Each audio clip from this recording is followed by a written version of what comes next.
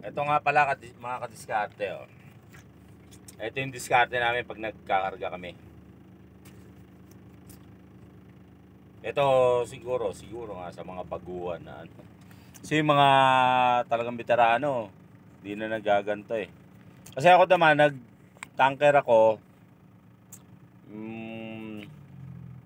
Yung ibang pinasukan ko, straight diesel, straight bunker, tapos mga industrial.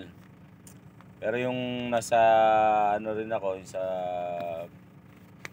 B-Star, Flying B, yun naman doon, sila nagkakarga. Pupwesto mo yung ano mo, dati yung terminal nila sa may Lamayan Street, sa may Pedro Hill, sa may malapit sa Kalentong. Pupwesto mo lang yung unit, sila na magkakarga, tapos yung ikakalso mo, yung Pyrex, ready mo, yung grounding, ikabit mo. Tapos pagkatapos, titignan mo yung gauge ng karga. Papakita sa'yo kung okay ba sa'yo yun. Sasara na nila yung seselo yan. Kasi kung magdi-deliver, ganun. Eh, dito sa, ano, sa Petron, pag lumabas yung biyahe mo, kasi minsan 3 bagsak o 2 bagsak o 1 bagsak. Tapos maraming klase. XCS, ADO Miss Diesel or extra, yung regular, yung gano'n ang tawagin, or turbo. Ang ginagawa namin, kasi maraming ang compartment eh, oh. 1, 2, 3, 4, 5, 6. Yung compartment 1, 4,000 liters. Compartment 2, 3, 4, tagto 2,000. Tapos yung 5, 6,000. Tapos yung 6, 4,000. Depende dun sa dokumento mo sa invoice. Ano-ano mo yan. I-ano mo kung saan mo ilalagay. Halimbawa kagaya yan, oh. Yung ADO ko, sa kabilang deliver 4,000, yung kabila 2,000. O yan, tapos may PTD ako, turbo diesel, ayan. Nagawan ko ng paraan sila na dito lahat sa 3 sunod-sunod, yan, simula sa harap. Tapos extra ko, yon, magkasunod din sa compartment 4 and 5. Kasi 8,000 yung extra ko eh. Isang buong 6,000, tapos yung sa kabilang deliver 2,000. So XCS ko 4,000, yun, doon ko siya nilagay sa compartment 6 na ang capacity 4,000 liters. So yan po mga kadiskarte yung ano namin.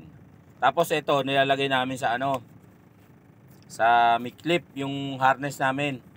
Naka-clip ganyan para from time to time sinisilip-silip namin para pagkuha namin ng loading, pagsalpak, nakikita namin kung ano yung ikakarga namin.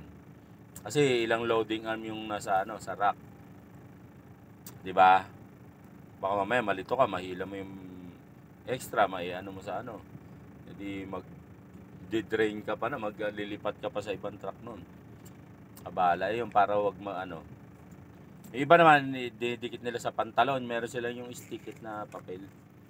O kaya sa may sapato, sa may sintas. Inipit na kanya-kanyang paraan para pag ano. Kasi pag ganito, naka-clip, medyo yuyuko ka pang ganyan, titingnan-tingnan mo eh. Tapos nakamas ka pang ganito. Ano, pero sa akin ganyan yung buhay ko, nakamas ka. Medyo silip-silipin pang gano'n. Hirap explain, ganon-ganon ka pa, di ba? Kaya yung iba sa sapatos naman inaano, nakalagay ganyan. Iniipit nilang ganyan, o para pag ano nila. Para-paraan, para ano, para gamit ng kodigo para makaiwas sa bulilyaso pagkakarga ng produkto. Yun, konting kaalaman para sa mga nagbabalak mag-tanker or sa mga kadiskarte natin dyan na gustong malaman kung paano ba ang ano, buhay ng tanker. Yun po, ganyan. Nagamit kami ng kodigo, pero sa iba hindi na ano to.